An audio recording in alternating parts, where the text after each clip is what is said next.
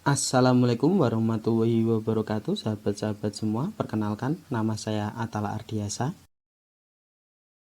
Di video pembelajaran kita kali ini, kita akan mempelajari tentang Teorema Pythagoras. Mempelajari tentang Teorema Pythagoras, kita harus tahu nih, apa sih teorema itu dan siapa sih Pythagoras itu? Di dalam matematika, teorema adalah suatu pernyataan yang harus dibuktikan kebenarannya. Sedangkan Pythagoras adalah seorang matematikawan yang berasal dari Yunani yang menemukan hubungan panjang sisi pada sebuah segitiga siku-siku. Pada zaman dahulu, teorema Pythagoras digunakan untuk membuat sebuah piramida. Sahabat-sahabat semua pasti pernah melihat sebuah piramida. Piramida tersebut terlihat bagus dan kokoh. Hal tersebut tidak terlepas dari perhitungan yang akurat oleh Pythagoras. Sekarang kita masuk ke gambaran umum mengenai teorema Pythagoras. Teorema Pythagoras ini membahas tentang segitiga siku-siku. Seperti ini bentuknya. Terlihat segitiga tersebut mempunyai 3 sisi kan? Isi dari teorema Pythagoras ini menyatakan hubungan-hubungan dari ketiga sisi tersebut. Hubungannya adalah jumlah kuadrat dari panjang sisi tegak sama dengan kuadrat panjang sisi miringnya. Nah, sahabat-sahabat semua, jadi intinya teorema Pythagoras itu adalah hubungan antara sisi-sisi dari segitiga siku-siku, antara sisi tegak dan sisi miringnya. Lalu sisi-sisi tegaknya sekarang saya beri nama A dan B. Sementara sisi miringnya saya beri nama C. Jadi hubungannya adalah A kuadrat ditambah B kuadrat sama dengan C kuadrat. A dan B-nya boleh sisi yang mana saja. Yang jelas sisi yang tegak. Sementara C itu sisi miringnya. Sisi miring itu letaknya di depan sudut siku-siku. Seperti ini. Sekarang tugas kita adalah membuktikannya. Seperti yang sudah saya katakan tadi bahwa teorema adalah pernyataan yang harus dibuktikan kebenarannya. Simak pembuktian berikut. Misalkan saya punya persegi seperti ini.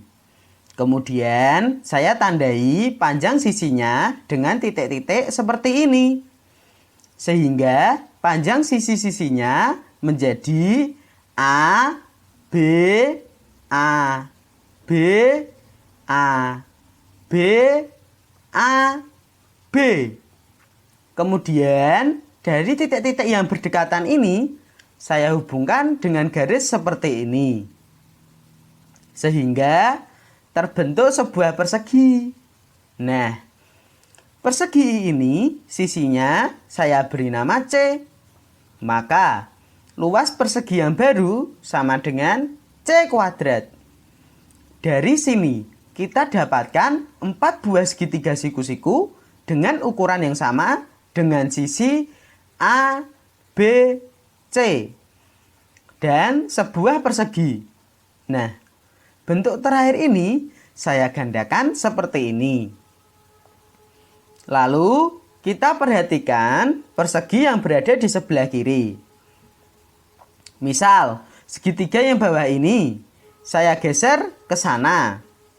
Lalu segitiga ini saya geser ke samping.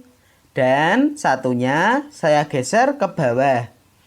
Maka akan menjadi seperti ini.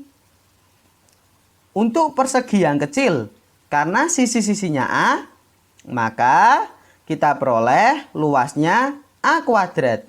Sedangkan untuk persegi yang besar, kita peroleh sisi-sisinya B. Maka luasnya adalah B kuadrat. Nah, sekarang kita lihat persegi yang awal tadi dengan luas C kuadrat. Sekarang terpisah menjadi 2, yaitu ada bagian yang luasnya A kuadrat dan ada bagian yang luasnya B kuadrat.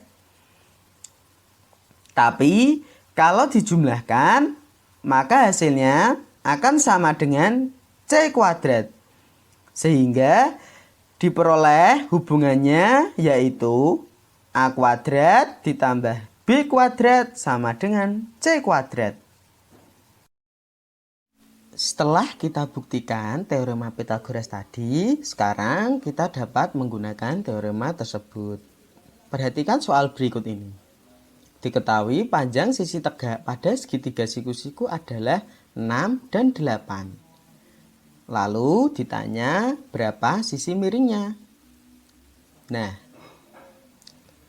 cara menggunakan teorema Pythagoras tadi adalah kita misalkan dulu A sama dengan 6 dan B sama dengan 8. Lalu kita tuliskan teorema Pythagoras tadi adalah A kuadrat ditambah B kuadrat sama dengan C kuadrat.